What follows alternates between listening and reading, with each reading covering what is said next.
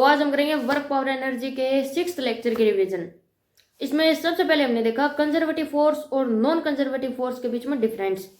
तो main difference ये होता है कि कंजर्वेटिव फोर्स का जो वर्क डन है वो पाथ पे डिपेंड नहीं करता, वो सिर्फ इनिशियल और फाइनल पोजीशन पे डिपेंड करता है। लेकिन नॉन कंजर्वेटिव फोर्स का जो वर्क डन है वो पाथ पे डिपेंड करता है।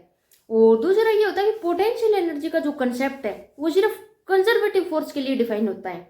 नॉन कंजर्वेटिव फोर्स के लिए कोई पोटेंशियल एनर्जी का कंसेप्ट डिराइव नहीं होता या डिफाइन नहीं होता। और उसके बाद हमने देखा था कि किसी क्लोज लूप के अंदर कंजर्वेटिव फोर्स का जो वर्क डन है वो होता है जीरो, हमेशा जीरो होता है, क्योंकि वो इनिशियल और फाइनल पोजीशन पर डिपेंड करता है। लेकिन एक क्लोज पाथ के अंदर नॉन कंजर्वेटिव फोर्स का जो वर्क डन है वो जीरो हो भी सकता है और नहीं भी हो सकता। और मेनली हमारे सिलेबस में 3 कंजर्वेटिव फोर्स है, ग्रेविटेशनल, इलेक्ट्रोस्टैटिक, स्प्रिंग। कौन कौन से फोर्स है? ग्रेविटेशनल फोर्स, इलेक्ट्रोस्टैटिक फोर्स और स्प्रिंग फोर्स। ये 3 ही कंजर्वेटिव फोर्स है हमारे सिलेबस में। नॉन कंजर्वेटिव फोर्स बहुत सारे हैं, जैसे नॉर्मल, फ्रिक्शन, टेंशन। उसके बाद हमने देखा चेंज इन पोटेंशियल एनर्जी क्या होती है। तो पोटेंशियल एनर्जी तो डिफाइन ही नहीं होती, change in potential energy define होती है। और वो भी चेंज इन पोटेंशियल एनर्जी कोई नई फिजिकल क्वांटिटी नहीं है, कोई नया कंसेप्ट नहीं है। कंजर्वेटिव फोर्स का जो वर्क डन है उसी के नेगेटिव को या उसके अपोजिट को ही चेंज इन पोटेंशियल एनर्जी बोलते हैं। यानी कि चेंज इन पोटेंशियल एनर्जी या delta u is equal to negative of work done by conservative force. अब वो पोटेंशियल एनर्जी क्यों नहीं डिफाइन है, चेंज इन पोटेंशियल एनर्जी क्यों डिफाइन है? क्योंकि वर्क डन जो है वो हमेशा 2 पॉइंट के बीच में डिफाइन होता है। कोई भी वर्क है वो 2 पॉइंट के बीच में होता है, किसी एक पॉइंट पे हम वर्क को डिफाइन नहीं कर सकते। इस वजह से हम पोटेंशियल एनर्जी को डिफाइन नहीं कर सकते, किन्हीं 2 पॉइंट के बीच में चेंज इन पोटेंशियल एनर्जी को डिफाइन कर सकते हैं, यही कारण है। और वैसे अगर बेसिकली देखा जाए कि पोटेंशियल एनर्जी होता क्या है, चलो चेंज इन पोटेंशियल एनर्जी तो देख लिया। तो पोटेंशियल एनर्जी वो एनर्जी है जो कि किसी बॉडी या ऑब्जेक्ट में उसकी शेप, साइज और पोजीशन की वजह से स्टोर होती है। और जनरल जो नेचुरल प्रोसेस जितनी भी होती है उनमें पोटेंशियल एनर्जी डिक्रीज करती है। जैसे कि मान लो किसी ऑब्जेक्ट को यहाँ से हमने छोड़ा तो वो ग्रेविटी के कारण नीचे जाएगी, इस केस में पोटेंशियल एनर्जी डिक्रीज करेगी। किन्हीं 2 पॉजिटिव चार्जेस को हमने पास पास छोड़ा तो ये एक दूसरे से दूर जाएंगे नेचुरली, तो इस केस में पोटेंशियल एनर्जी डिक्रीज करेगी। एक पॉजिटिव और एक नेगेटिव चार्ज को अगर हमने पास पास छोड़ा तो वो एक दूसरे के पास आएंगे, तो इस केस में पोटेंशियल एनर्जी डिक्रीज करेगी। यानी कि वो काम जो जैसे होना चाहता है अगर उसको हम वैसे ही होने दें, नेचुरली होने दें, तो उस केस में पोटेंशियल एनर्जी हमेशा डिक्रीज करती है। लेकिन अगर हम कोई एक्सटर्नल फोर्स लगा दें, जैसे मान लो ये पॉजिटिव और नेगेटिव चार्ज है, ये एक दूसरे के पास आना चाहते हैं लेकिन हमने एक्सटर्नल फोर्स से इनको दूर करना चाहा, इनको दूर कर दिया, तो इस केस में पोटेंशियल एनर्जी इंक्रीज होगी, क्योंकि ये नेचुरल प्रोसेस नहीं है। और उसके बाद हमने देखा कि change in potential energy delta u is equal to negative work done by conservative force है। इसमें जब हम वर्क डन को फोर्स इंटू डिस्प्लेसमेंट करते हैं, यानी कि एफ इंटू डी आर करते हैं, यहाँ जो एफ है ये कंजर्वेटिव फोर्स है, तो यानी कि delta u is equal to negative of F into d r जब हम करते हैं, फिर इस डी आर को डी यू के डिवाइड में लेके जाते हैं, तो हमें एक इक्वेशन या एक कंक्लूजन पे हम पहुंचते हैं कि d u by d r is equal to negative of conservative force. यानी कि पोटेंशियल एनर्जी और डिस्टेंस के ग्राफ का जो स्लोप है वो हमें नेगेटिव ऑफ कंजर्वेटिव फोर्स देगा। और एक हमने देखा कि delta u is equal to negative of work done by conservative force जो होता है, इसमें डेल्टा यू होता है potential energy final minus potential energy initial. यानी कि फाइनल पॉइंट पे जो यू है माइनस इनिशियल पॉइंट पे जो यू है उसी को डेल्टा यू बोलते हैं। अब इनमें जो फाइनल पॉइंट पे पोटेंशियल एनर्जी है या जो फाइनल पोटेंशियल एनर्जी है वो रेफरेंस पे डिपेंड करेगी कि हमने रेफरेंस कहाँ लिया है और क्या लिया है। लेकिन जो चेंज इन पोटेंशियल एनर्जी है वो कभी भी रेफरेंस पे डिपेंड नहीं करता। एग्जांपल से समझते हैं कि मान लो यहाँ ग्राउंड है, यहाँ हमने ग्राउंड लेवल माना और इससे हम किसी ऑब्जेक्ट को 5 मीटर ऊपर लेके जा रहे हैं।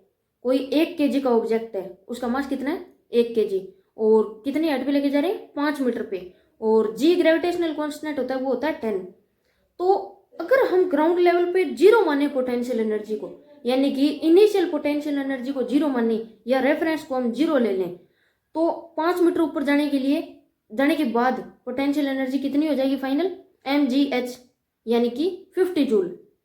तो चेंज कितना आया, 0 से 50 जूल, यानी कि कितना चेंज है, 50 जूल का चेंज है। अब मान लो हमने यहाँ ग्राउंड पे माना 5 जूल पोटेंशियल एनर्जी, यानी कि हमने मान लिया कि हमारी जो इनिशियल पोटेंशियल एनर्जी है वो 5 जूल है। ग्राउंड पे ऑलरेडी 5 जूल पोटेंशियल एनर्जी है। अब अगर हम इस ऑब्जेक्ट को 5 मीटर ऊपर लेके जाएं तो कितनी हो जाएगी, 5 तो पहले से थी और 50 ये हो जाएगी। तो इस पॉइंट पे, फाइनल पॉइंट पे कितनी हो गई, 55 जूल। लेकिन चेंज अभी भी कितने का है, 50 जूल का। तो इस तरीके से होता है कि जो फाइनल पोटेंशियल एनर्जी है वो रेफरेंस पे डिपेंड करती है कि इनिशियल में या रेफरेंस में हमने कितनी पोटेंशियल एनर्जी ली है। लेकिन जो चेंज होता है वो कांस्टेंट रहता है, वो रेफरेंस पे डिपेंड नहीं करता। और उसके बाद हमने वर्क एनर्जी थ्योरम और ये delta u is equal to negative of WCF, इन दोनों से कंजर्वेटिव ऑफ मैकेनिकल एनर्जी वाले लोग को डिराइव किया था। तो वर्क एनर्जी थ्योरम क्या होता है, work done by all forces is equal to delta K E, यानी कि सारे फोर्सेज का वर्क डन इक्वल होता है चेंज इन काइनेटिक एनर्जी के। और उधर हमने देखा था कि delta u is equal to negative of work done by conservative force. तो वर्क एनर्जी थ्योरम यानी work done by all forces is equal to delta K E, इसमें हम जब सारे फोर्सेज को दो तरीके से अलग अलग करते हैं, मतलब कि एक तो कंजर्वेटिव फोर्स होता है और एक नॉन कंजर्वेटिव फोर्स होता है, यानी कि इन दो कैटेगरी में सारे फोर्सेज आ गए, या तो कोई फोर्स जो है वो कंजर्वेटिव होगा या नॉन कंजर्वेटिव होगा। तो जब हम करते हैं कि work done by conservative force plus work done by non conservative force is equal to delta K E, इस कंक्लूजन पे हम पहुंच गए क्योंकि सारे फोर्सेज आ गए इन दोनों में। अब अगर हमें कंडीशन दी जाए कि नॉन कंजर्वेटिव फोर्स का वर्क डन है 0, तो हमारे पास क्या बचा, work done by conservative force is equal to delta K E. और work done by conservative force होता है नेगेटिव ऑफ डेल्टा यू, जो कि हम ऊपर से डिफाइन करते आ रहे हैं, मतलब आज वाले लेक्चर में हमने सबसे पहले पढ़ा था ये। तो जब हम work done by conservative force को negative of delta U put करते हैं तो हम इस कंक्लूजन पे पहुंचते हैं कि negative of delta u is equal to delta K ई।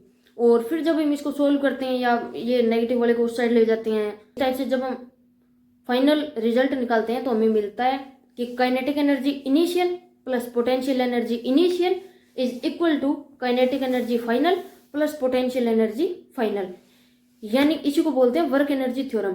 ये कब होता है, जब नॉन कंजर्वेटिव फोर्स का वर्क डन हो 0, तब काइनेटिक एनर्जी और पोटेंशियल एनर्जी का जो सम है वो कांस्टेंट रहता है।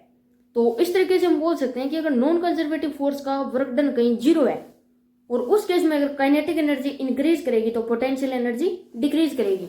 लेकिन कंडीशन हमेशा याद रखनी है, वो कंजर्वेटिव ऑफ मैकेनिकल एनर्जी वाला लॉ कब एप्लीकेबल होता है, जब नॉन कंजर्वेटिव फोर्स का वर्क डन 0 हो। लेकिन वर्क एनर्जी थ्योरम है कि work done by all forces is equal to delta K हमेशा वैलिड है। और एक ये जो इक्वेशन थी कि delta u is equal to negative of work done by conservative force, ये भी कंजर्वेटिव फोर्स के लिए हमेशा वैलिड है।